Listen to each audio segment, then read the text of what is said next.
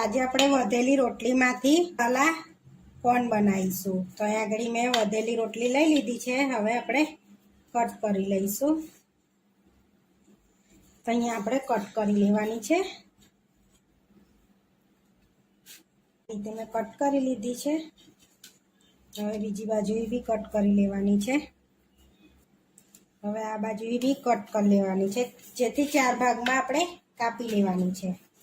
આ રીતે અહીંયા મેં 4 ભાગમાં કટ કરી લીધા છે। હવે આપણે કોણનો શેપ આલીશું। અહીંયા 1 ચમચી ઘઉંનો લોટ લીધો છે મેં।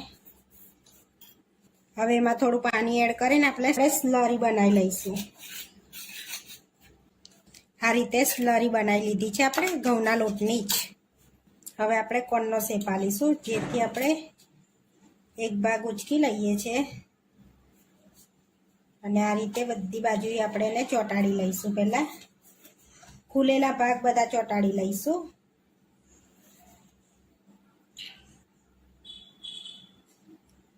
સ્લરી લગાડીને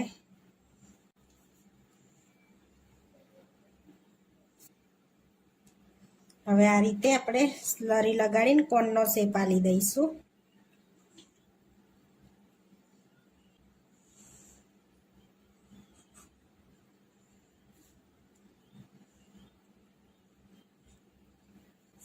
આ રીતે પ્રેસ કરી લઈશું હાથથી।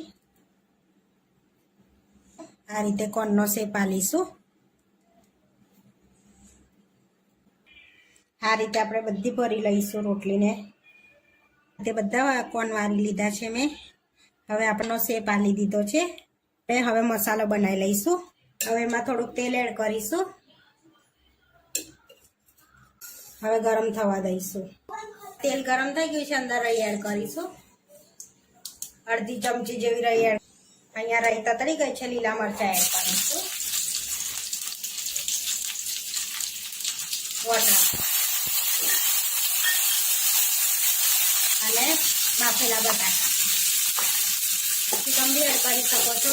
અત્યારે માઇજો નહોતું એટલે મેં એડ નથી કર્યું। હવે એમાં ચપટી મરી પાવડર, શેકેલા જીરાની પાવડર, થોડો ચીલી ફ્લેક્સ એડ કરીશું અને થોડો ચાટ મસાલો કરીશું। ચપટી હળદર, સ્વાદ પ્રમાણે મીઠું।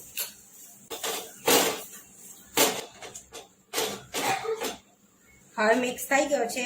હવે આવો રેડી છે। હવે તેલ લઈ લઈશું તળવા માટે કોણને। આપણું તેલ ગરમ થાય ત્યાં સુધી આપણે કોણ ભરી લઈશું। હવે આપણે કોણમાં મસાલો ભરી લઈશું।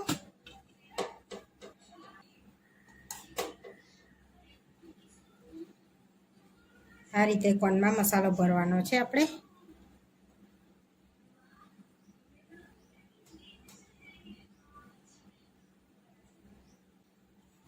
આ રીતે આપણે બધા કોણ ભરી લેવાના છે। હવે આપણે બધા કોણ ભરી લીધા છે આ રીતે। હવે આપણે તળી લઈશું। હવે આપણે તેલ ગરમ થઈ ગયું છે। હવે જે સ્લરી બનાવી હતી આપણે એને આગળનો ભાગ આ રીતે ડીપ કરીને આપણે તેલમાં તળી લેવાનો છે, જેથી આપણો બટાકાનો માવો નીકળી ના જાય।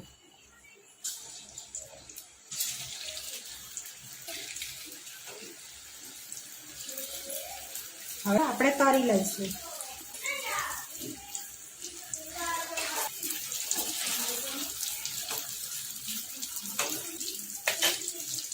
હવે આપણા તળાઈ ગયા છે। હવે કાઢી લઈશું આપણે।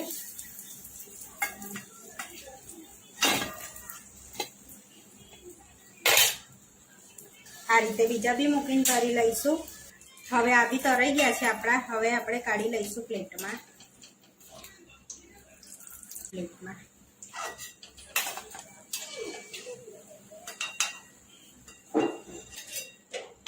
કોણ આપણા બધા મસાલા કોણ તળાઈને રેડી થઈ ગયા છે। હવે આપણે કેચઅપમાં ડીપ કરી લઈશું આપણે આ રીતે। હવે સેવમાં ડીપ કરી લઈશું આ રીતે। કેચઅપમાં ડીપ કરીશું ફરી અને સેવમાં ડીપ કરીશું।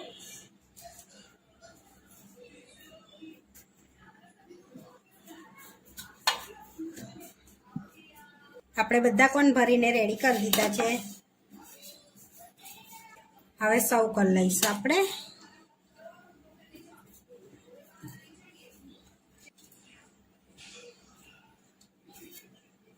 આપણા મસાલા કોણ બનીને રેડી થઈ ગયા છે. બાળકોને લંચ બોક્સમાં બી આપી શકો છો. અને આવા વિડીયો જોવા માટે મારી ચેનલને સબસ્ક્રાઈબ કરો, લાઈક કરો અને શેર કરો.